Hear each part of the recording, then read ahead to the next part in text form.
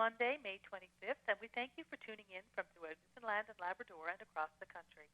My name is Kathy Dix-Payton, Media Relations Manager with the Department of Health and Community Services, and I will be the moderator for the question and answer session. For today's event, we are joined at the table by Premier Dwight Ball and Dr. Janice Fitzgerald, Chief Medical Officer of Health. The Honourable John Hagee, Minister of Health and Community Services, is joining us via Skype from Gander. Please stand by. Our news conference will begin shortly.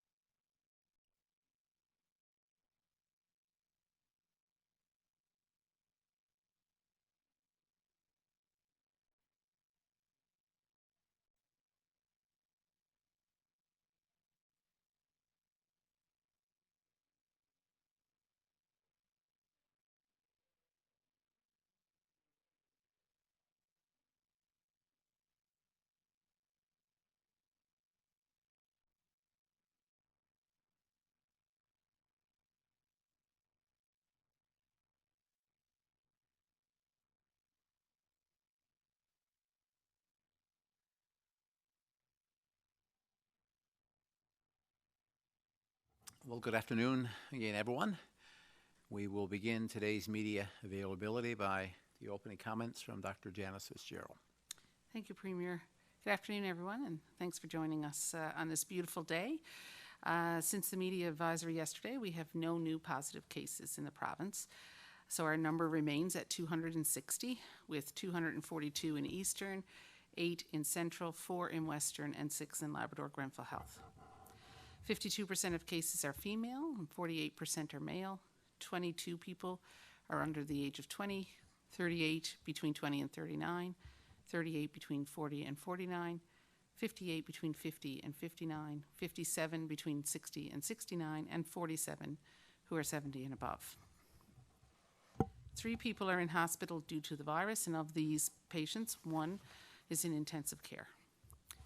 254 people have now recovered, and in total we have tested 11,347 people.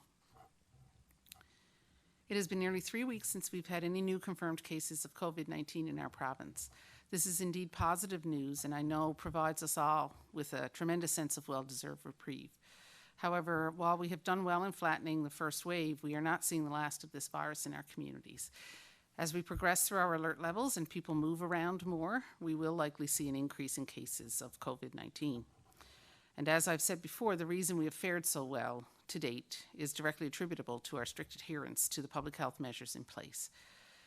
If not for our strong collective actions, this virus would have progressed much differently in our province.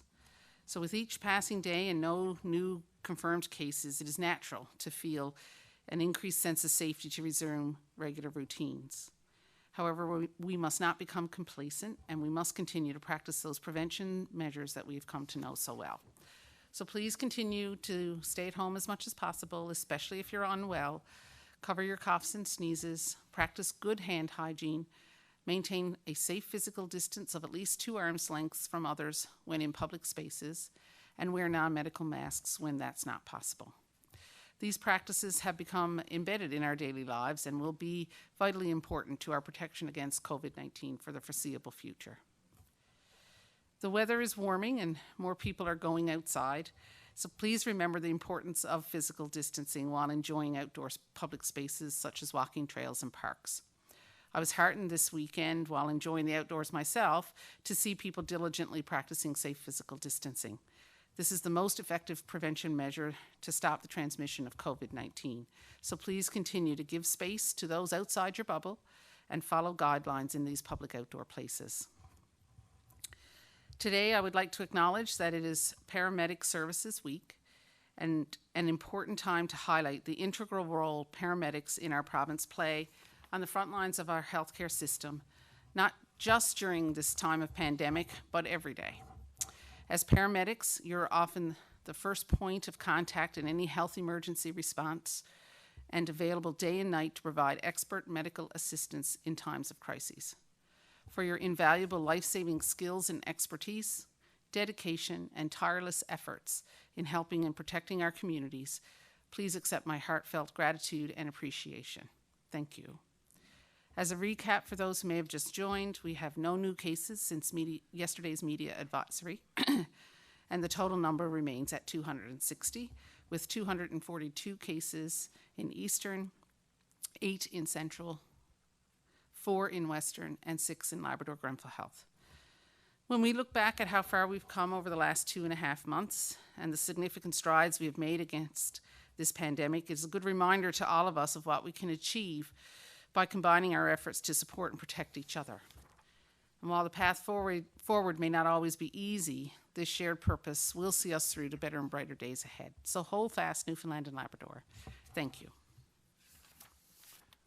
Thank you once again, Dr. Fitzgerald, and good afternoon again, everyone. Well, what a great way to start a new week with a report of no new cases of COVID-19 in our province. 0, I think, like many of us, has become my favorite number during this pandemic. You know, I think since we were talking about numbers, I think it's just a reminder and update everyone that since May 4th of this year, we have had over 3,200 travel exemption applications, and all but 7% of those have been denied. So there are people moving with their travel plans coming into Newfoundland and Labrador with their travel exemptions in place. And over the last 24 hours, just a reminder of the great job that we've been doing at our borders, there's 169 people that have came into Newfoundland and Labrador. And that calculation, by the way, is taken from all the points of entry. So from time to time, we get, comments on social media about large numbers of people coming across our border. So just this is an example. Over the last 24 hours, there's 169 people that have come in from all points of entry. And I think, as Dr. Fitzgerald has just said, this is a large part of the success that we've had within our province. So I want to express my thanks once again to Dr. Fitzgerald and our public health officials who have been working nonstop through this pandemic. I also recognize and thank you to the residents, as Dr. Fitzgerald has already said, for the great work that you are doing protecting yourself from the spread of this virus, but in doing so, you're also protecting others. It's the responsible measure that it keeps most of our vulnerable people and our essential workers safe. We must not forget that while most Newfoundlanders and Labradorians were staying at home during the initial stages of this pandemic, it's our essential workers who are our community heroes. Like our healthcare workers, they could be our truck drivers, our cleaners, our grocery store workers. They were indeed leaving their families every day to provide much needed essential services and goods for residents of our province. So we do not want to go back to those early days in this pandemic. I think 18 days straight of zero numbers back in April seemed something that we could not do in our province. But thank you, because you have stepped up and helping us getting us where we are today. But we must always remember that our results are proof that physical distancing and practicing good hygiene works. So while you've been hard at work to protect yourself, we've been at work putting in place supports and resources. Everything that we do and things that we have done in the past is about protecting you. It's about supporting you as we work to stop the spread of COVID-19. Especially now as we look to move to alert level 3 in our plan Life with COVID-19. This is a move that will take us a step closer to our new normal. As we look forward and towards alert level 3, we are putting further supports in place for residents and for industry to help ease the burden that this pandemic has placed on our province. All of the work that we do is about helping you during this global pandemic, and the goal to provide assistance for such things as paying bills and making sure that you have the basics in life. Throughout this pandemic, there has been considerable focus on how we would alleviate the stress that is placed on people and businesses. One of the most difficult and hardest sectors was the tourism and hospitality industry in Newfoundland and Labrador. Incidentally, this week marks National Tourism Week. Like most things, it looks quite different this year in 2020 than it did last year in 2019. But it shouldn't stop us from recognizing our industry that plays an important role throughout Newfoundland and Labrador. The tourism industry includes more than 2,700 businesses across our province. Of that, many of them are small operators spanning across some of the most magnificent rural and urban areas in Newfoundland and Labrador. Businesses in our province, they provide over 20,000 jobs. So the thing is local economies are energized by the tourism operators. They are key to sustaining many of our rural and small communities. So by supporting tourism, we are fostering economic development, which is critical to diversifying, growing, and strengthening our economy. So earlier this morning, myself and Minister Davis announced a $25 million investment through a tourism and hospitality support program. This is a provincial funded program that will make life a little easier during one of the toughest challenges that we have had to face together as a province. This program will provide eligible operators with support at a time and gives them an opportunity to get back on their feet. It will provide immediate financial relief to better position our tourism operators as they look forward to reopening. Many operators will benefit from this program. People like accommodations, people that are involved in tours, attractions, food and beverage businesses, outfitters, transportation groups, and retail operators in tourism. So a lot of questions we're getting so far about how it would work. If you're an eligible small and medium-sized business operator, you can apply for this one-time, it's non-repayable working capital contribution. So this is not a loan. This is something that when you meet the criteria, you will not have to pay back. For those of you that have gross sales of $100,000 or less, it's a $5,000 grant. And if your sales are over $100,000, it's a $10,000 contribution. So the date for you to apply will start on Monday, June 8th, and further details about this program, including the eligibility criteria, that will be posted on the Department of Tourism, Culture, Industry, and Innovation website in the coming days. So we all work together towards keeping COVID at bay as we continue to work and support residents and industries in our province. It's by working together that we will learn to live and work in what is a new normal. We must stick with our plan. We put a plan in place and we know that that plan is working. We must remain optimistic about reopening our economy and focus our attention on how we can best do it to support our businesses, which in turn supports the residents of our province. They are the job creators and some of the 20,000 that I just mentioned in the tourism sector. But we also must keep in mind that we have to do this safely, keeping in mind the burden that it places on our healthcare workers, those essential workers in our society that do not get a chance. If indeed we had to have another outbreak, they do not have a chance to go home and stay inside. They must continue to go to work to provide the services that we need as a province. So before I conclude my remarks today, I'm going to send a virtual bouquet to yet another group of hardworking Newfoundlanders and Labradorians.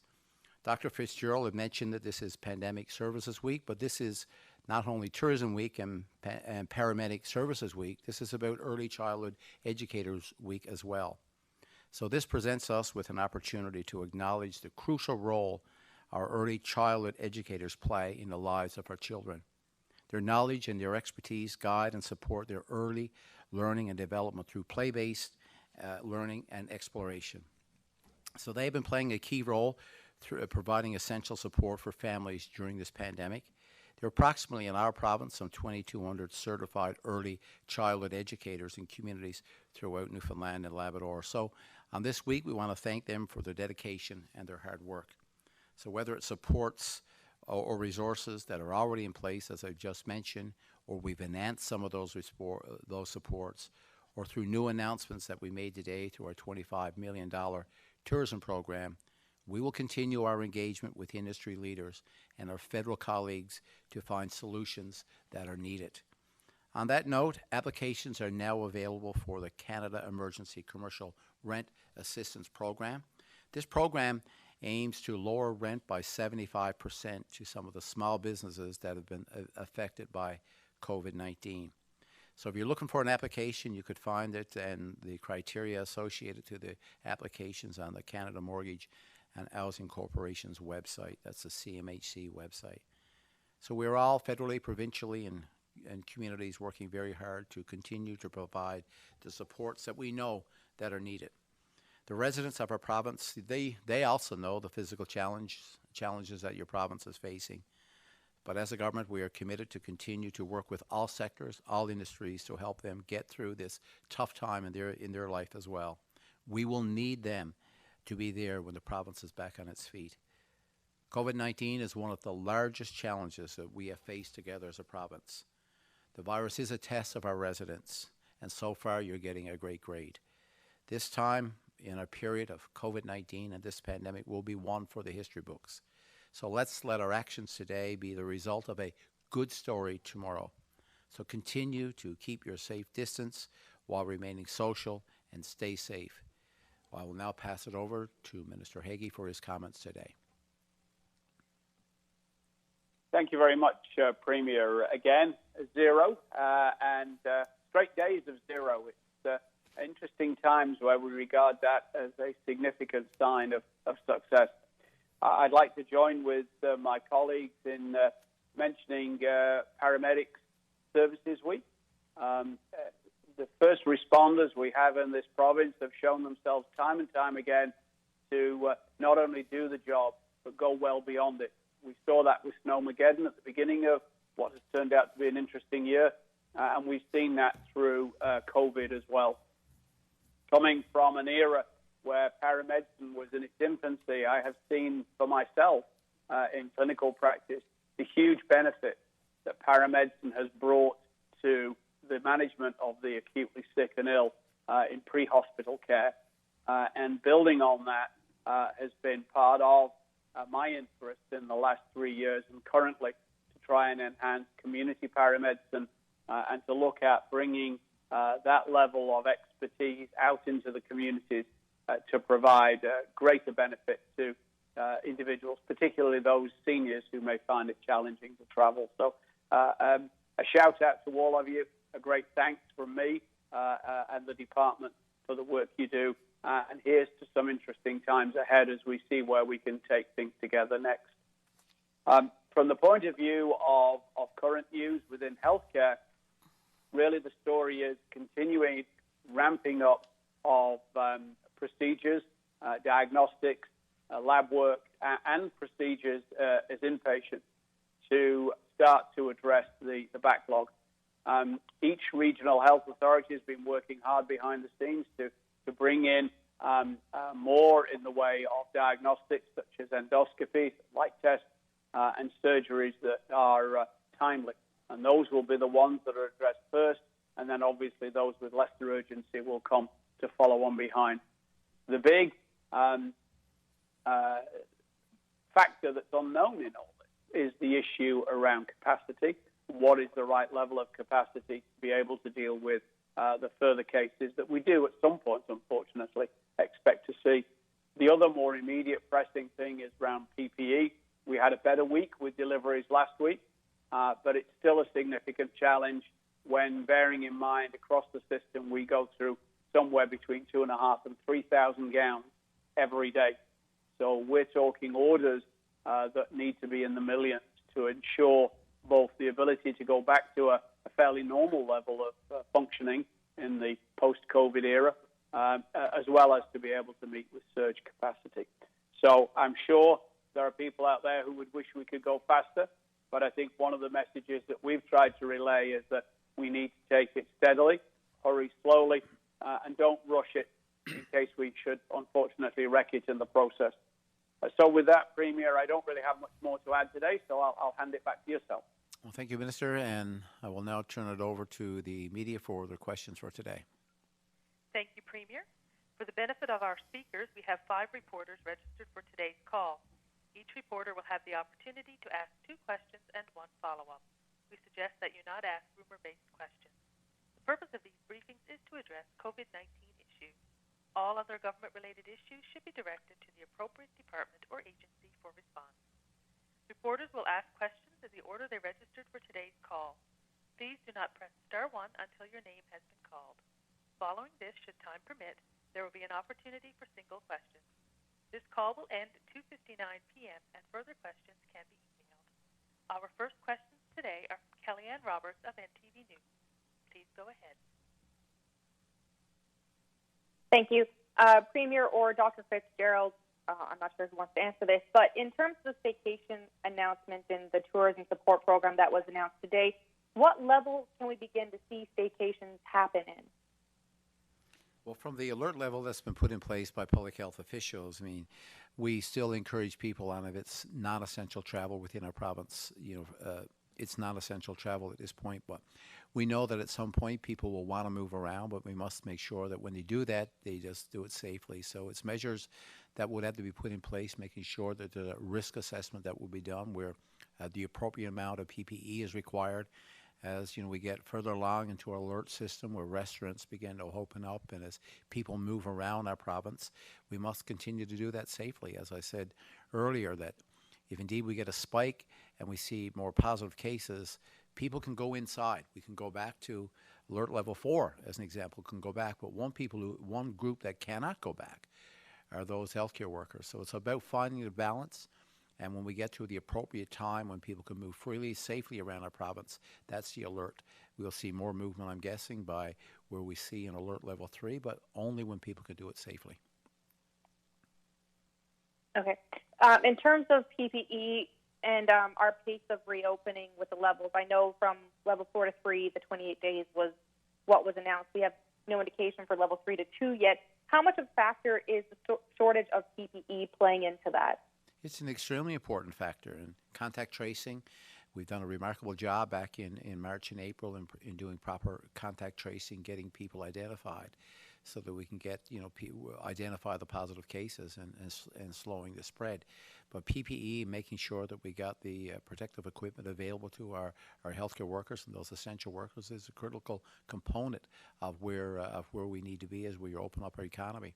Not only is it just for essential workers, but also we know that many people in the private industry themselves will find themselves competing for this same PPE. So, it's about finding a balance, and we're seeing this in other provinces right now where, they find themselves in the situation where supplies are low. We've always been able to maintain, as Minister Hagee has said so many times, the supply here. But, supplies come in often much lower than we would have ordered. So opening up the economy, PPE is a major discussion, a major part of the decision-making before we move forward. Thank you. And finally, I know we've asked this weekly at this point. It's one of those hot topics, especially with our... About cutting each other off. It's just about trying to work through those multi-second delays. Thank you. Our next questions are from Tyler Dunn of VOCM News. Please go ahead. Thank you. Premier, you talked a little bit about the funding that was announced today for the tourism and hospitality industry. I'm just wondering how much money is available in total through that contingency fund? Well, we had $200 million in the contingency fund, and one of the things as we make announcements, and there's been a few in recent days about how we support our communities and our residents. We first of all and foremost, we look to the departments. I mean, there's been some reprofiling that will happen internally within the system, and when we can find it there, that's the place that we will go first. And so far, there's a $200 million contingency fund that we'll give an update on soon. But some of the money from the tourism program that we announced today will come from that $200 million contingency fund. And so the update will also talk about how much money is remaining, or do you know those numbers? No, yeah, for sure. Good question. So I just want to clarify that a little bit. So far, we haven't used much of that money at all, because first and foremost, what we do is we look to the federal government to see what level of support we can get from them on this, and we've been successful on a few examples there. Secondly, we look internally within the department themselves, because on the expense side, things have changed within the department as a result of this pandemic. So we go there. That's our second stop. And thirdly, we have the $200 billion contingency fund. We haven't used much of that at all yet. And so once we identify, what we couldn't find in the department, then the last resort would be the contingency fund. Thank you. And Dr. Fitzgerald, I was just wondering, is there an update on what kind of changes daycares might undergo during the next level? So we've been having some discussions with the Department of Education and Early Childhood Development, and they've been obviously connecting with their daycare providers. We certainly will be looking at some increase in the number of children who will be able to attend daycares. So right now we have some restrictions on how many children can be in a homeroom in a child care center, and the restrictions on the total number of children that can be in that center overall. And obviously, as we open up and expand businesses, and we're going to have to expand daycare to accommodate. So there will be an increase in the number of children that will be allowed, both in homerooms and in total in a facility. Thank you.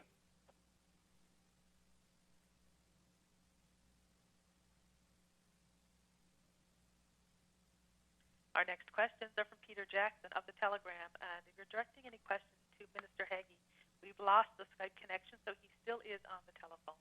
Go ahead, Peter. Hi. I do have a question for Mr. Haggie, and that is you talk about PPE and the struggle just within regional health authorities. How is the province going to handle the demand as more and more private clinics and other services open up, given that they don't have any access to PPE either? That's a good question, Peter. We have worked with private clinics as far as providing PPE for emergency situations is concerned. We have also encouraged them to use virtual consultations wherever appropriate, and they have, by and large, according to our data, done quite well at that. From the point of view of how we go on forward, it really is a challenge. Our backstop has to be a maintenance of emergency services, and our backstop has to be protection of healthcare workers who are on the front line. On top of that, then, it is simply a matter of what extra we have in terms of our ordering. We are putting in orders on a regular basis and have outstanding orders going back to January, which have still not been filled. The challenge is that we cannot find sources of a lot of these things. So the short answer is we manage from week to week. Our orders come in late and light, and we will share them as best we can. I think at some point, though, there will be an expectation as the supply chain stabilizes that the private clinics will go back to their regular sourcing for such equipment. This is a continuous management exercise. I don't have a glib smart, quick, easy answer. There are lots of irons in the fire, and at the moment, we are managing to increase our capacity within the healthcare system writ large, slowly, week over week. And as long as we can continue to do that, we'll carry on. Okay, thank you. I also wanted to ask Dr. Fitzgerald, we're supposed to be seeing restaurants open in the new level 3, and people going to restaurants obviously can't wear masks. So what risk does that pose to the waitstaff restaurant? So with any businesses that are reopening, restaurants included, of course, physical distancing is still very important, and we are recommending that. So that's why restaurants are going to be opening, provided they can maintain that physical distancing, and that I think will have to apply to waitstaff as well. And there are ways around that. The other thing we have to remember, as we've said before, you have to look at not just the fact that you're interacting, but the intensity of the interaction and the number of people that you're interacting with. So if the intensity of the interaction is of short duration and not incredibly close for an extended period of time, then those interactions have lower risk than if you're in a close space with someone for an extended period of time. As well, there's the careful hand washing that should be happening on a regular basis. Of course, you're in a restaurant, careful hand washing should be happening regardless. So that's very important as well. So it's physical distancing is important, but there's all those other public health measures that we have to remember as well. And we have been engaging with that sector to ensure that they have the information that they need to make their workplaces safe. Thank you. I wanted to go back to the fiscal update that was mentioned earlier. Premier, I'm not sure whether you gave a time estimate as for when that update is coming, but I'm wondering if you do give some kind of fiscal update, will the House Assembly be open in some form to actually address that? Well, the update, it would not need to be open. There's two things. There's two updates, Peter, that we've been questioning and answering. One is as we close the year at the end of March of 2019, 2020.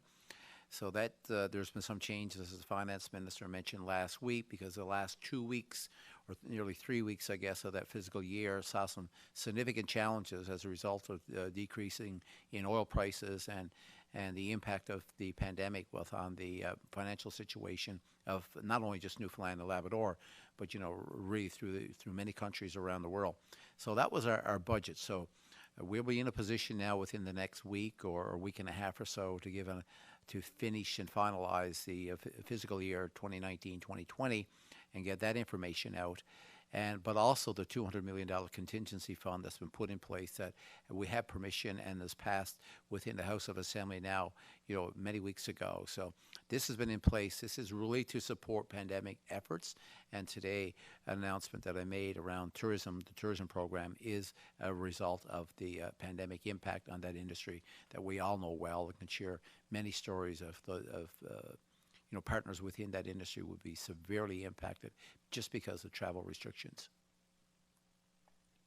Thank you. Our next questions are from Peter Cowan of CBC News. Please go ahead.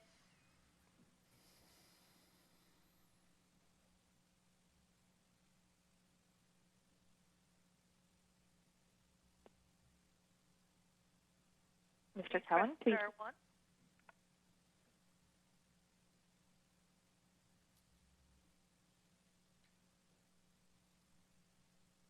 Operator, are you able to manually open his line? One moment, please. Thank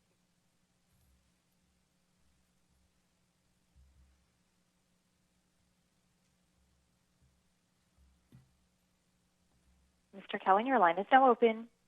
Thank you very much. Not sure why my star ones weren't being registered on the system, but question for Dr. Fitzgerald. A lot of people have been wondering about the 3 people who've been in hospital for quite a while now, weeks and weeks. Are they still testing positive and infectious, or has their body cleared the virus, but they're still dealing with some of the complications that came from having this disease? And at what point would they be considered recovered, and have they actually been? So, to the best of my knowledge, and I'm not privy to all the case details of every case, that 2 of the 3 people in hospital have tested negative for the virus and are considered recovered. And are in because of other reasons, are remaining in hospital because of other reasons. So, with regard to the definition of recovery, for hospitalized patients, the definition of recovery is resolution of symptoms plus 2 negative tests at least 24 hours apart. So looking at the numbers then, does that, because a lot of people have sort of assumed since there are 3 active cases, 3 people in hospital, those are the cases, or are they then considered recovered, and so that would mean there are still 2 people who are at home in isolation still recovering?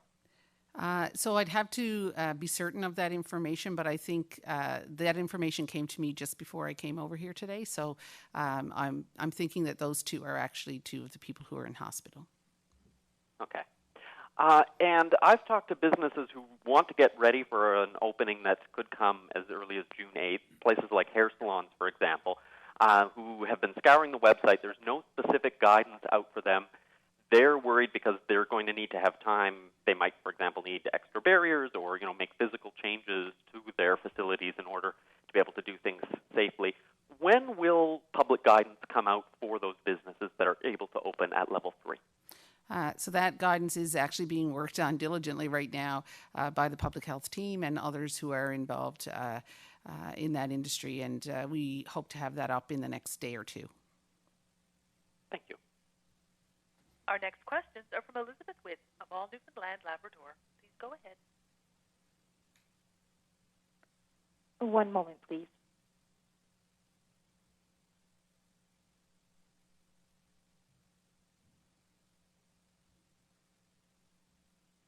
Your line is now open. Hi, thanks. My question kind of follows on Peter's. On the COVID website where businesses are being directed for more information, the alert level changes are often listed with restrictions or with details to be determined. And I know we've spoken with a few operators who are kind of throwing their hands in the air because they've reached out to the business team that was put together, and they're not being able to get answers. So I'm wondering, when will these determinations be made and the information added to the website? In the next day or 2.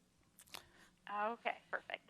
And I was curious, as Newfoundland Labrador enters through these alert levels, there, I assume, is an anticipated greater demand for PPE and testing. And are there any current projections of how much those demands could go up? Well, it depends on what the operation would be and what the required amount of PPE would be. So this is really what's based the risk assessment that's been done by public health officials and supported with the Business Guidance Committee as well. So we know there will be a demand on PPE, and we're seeing this, right across the country. And it's important now that, as the Minister said, we must have a sufficient stockpile so that we can actually respond. So this is really, I think most people now are getting an understanding of the the challenges that we face when you start reopening up the economy. And watching media reports that have been coming out of other provinces over the weekend, we must remain focused here that in providing that proper balance of making sure we open the economy up, getting the services that people are looking for, do the risk assessment and the impact that would have to be on the PPE that could potentially be required by healthcare workers, essential workers, to respond to an outbreak. So I think people now are getting an understanding, just even based on the questions today, of how you have to juggle, what's required here. But we will be very clear here that we must have a stockpile so that we can respond to protect our healthcare professionals and those that are required the appropriate levels of PPE in the private sector. It's their responsibility to be able to provide that, because you cannot necessarily always depend on a government to actually supply that PPE for you. You have that responsibility to actually effectively and safely put your workers to work and protect not only your workers but the clients that will visit your premises. Thank you. And this question is for the Minister. I was wondering, when was the last time you signed the public health emergency order? And as we go through the pandemic and through these alert levels, do you plan to stop signing it? The last one, I think, was just around 11 days ago. So I think we're due again this Thursday. All these special measures orders and the authority under those only exists as long as a public health state of emergency is declared. So the last thing to go will be, in my view, the declaration of the public health state of emergency. It's only when Dr. Fitzgerald and her team feel that they require no more special measures orders to safeguard the public health that the state of emergency becomes redundant. So that's one of the last things to do. Thank you. Thank you, Minister. We have time left now to take two more questions from each reporter, and then we will end today's call. So our questions will come right now from Kellyanne Roberts of NTV News. Go ahead.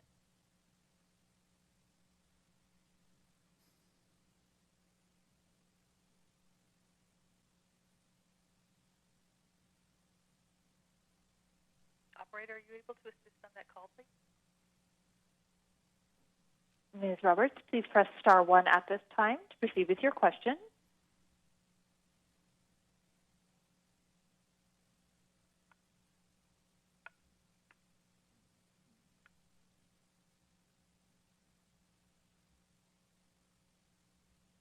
We'll move on to Tyler Dunn of the OCM News, and we'll come back to Kellyanne. So, Tyler, if you would press star 1, and please go ahead. Thank you. I was just looking for clarification on the applications that have been denied. Premier, is only 7% of the total applications have not been allowed to enter the province? Yes. So if I think it was over 3,200 that we've received, or applications that have come in through public health officials, and about 7% of those have been denied. Okay, thank you.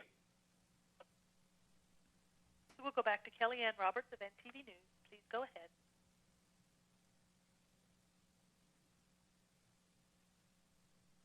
Hello? Hi, Kellyanne. Go ahead. Oh, perfect. Thank you. I'm wondering where we're at with the essential worker wage top-up. The last we heard, it was with the federal government. Still with the federal government. If we do our inquiries and feedback and follow up on this, but this essential workers top-up is something that we're committed to. Our proposal is up with the federal government, and as I mentioned, this would be a one-time payment.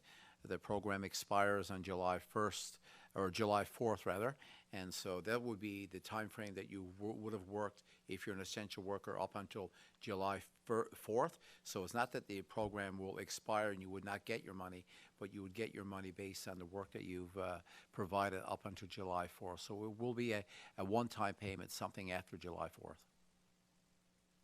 Thank you. And Dr. Fitzgerald, we know you speak regularly with other CMOs.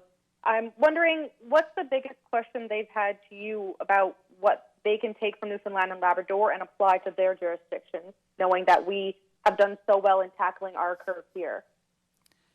Well, our conversations with the chief medical officers of health and public health officers in other provinces is really a sharing of information. It's just talking about topical subjects and how we're all responding to that. So I don't know that they've had any specific questions for me in particular, but it's really just about us sharing what we're each doing with regard to a particular area, particular question, and that exchange of information in general. So it's been an incredible place to learn and to exchange ideas. Lots of information that we've gotten from that venue. Thank you. The next questions are from Peter Jackson of The Telegram. Please go ahead. Hi.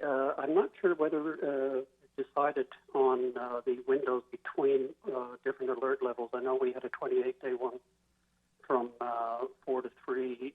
Is there any malleability on that for the next levels? Or are they set in stone as 28 days? No, so what we've said in the past is that we will be looking at the epidemiology here, epidemiology elsewhere, and deciding, not only what measures we have to do or how we progress through those levels, but also how long it would take us to move from one level to the next.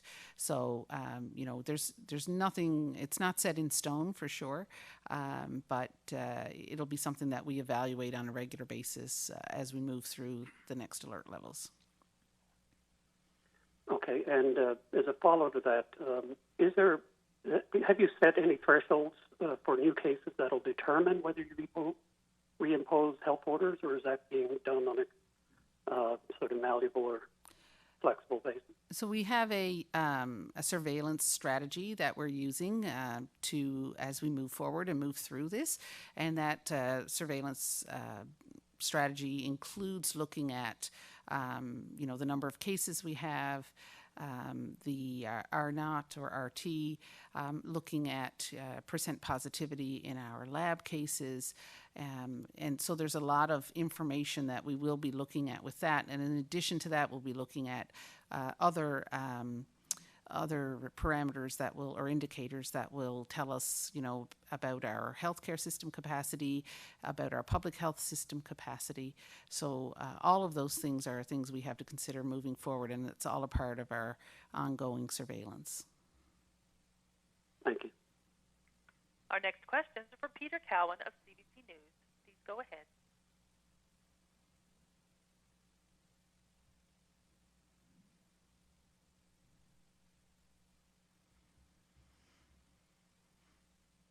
Operator, once again, if you could manually open that line, please. Certainly. One moment, please. Thank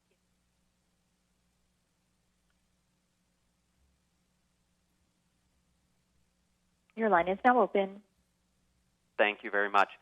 Premier, you said the proposal for the top-up for essential wage earners is with the federal government. Can you provide some more details on what exactly the proposal is?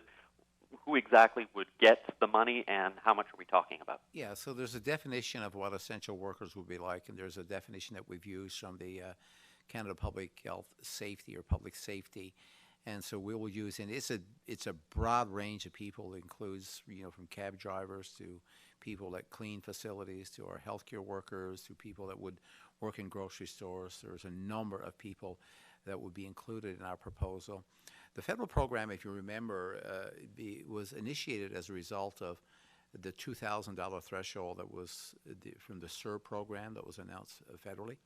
That was the Canadian Emergency Response Program. And so that was at $2,000 threshold. So then what was happening then, we had a number of people that were providing some essential services to, Canadians. And so it was decided to top that program up to $2,500.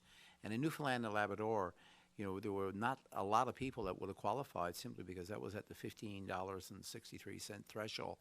So it was important then for us to be able to show some support for our healthcare workers. So we've raised that threshold in our proposal up to $3,000. Some other provinces have taken different thresholds. So, it's up there. We'll work with the federal government to get our proposal accepted.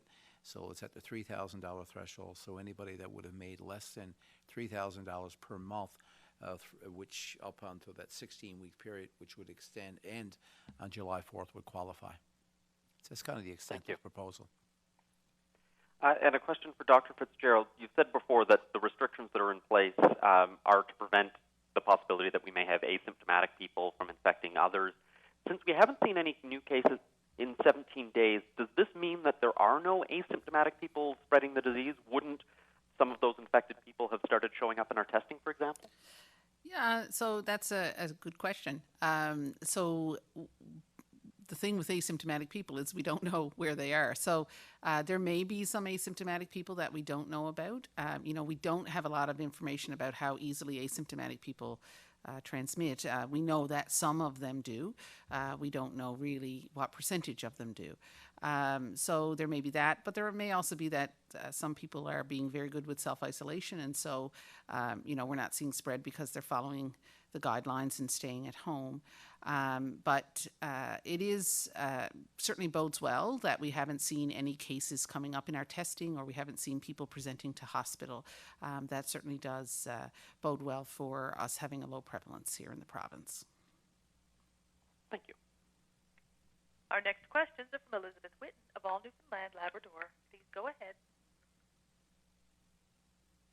Well, what I was asking about a moment ago, Minister, you mentioned that signing the public health order, the lifting of the public health order, would be the last thing you did. So I was wondering, was that when a vaccine would be effective and widely used, or would that wouldn't be level 1 though?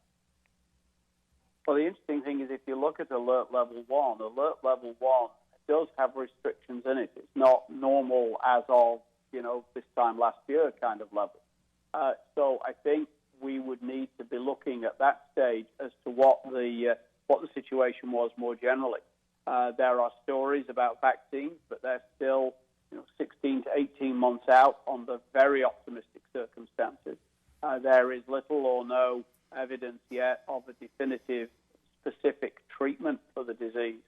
And I think absent either of those, if there's evidence from around the world that this virus is still prevalent and still cycling around, and certainly that seems to be the case if you look at China now with a third wave, for example, in a different province, it looks as though we're going to have some form of restrictions for some time yet. And a vaccine that works and is widely available and is widely used by people in this province would be the bedrock of that kind of thing.